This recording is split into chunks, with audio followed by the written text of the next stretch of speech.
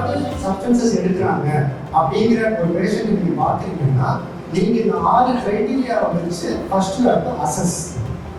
நீங்க அசஸ் பண்றதுல if you diagnose them with the substance dependence syndrome or disorder, you will have to advise.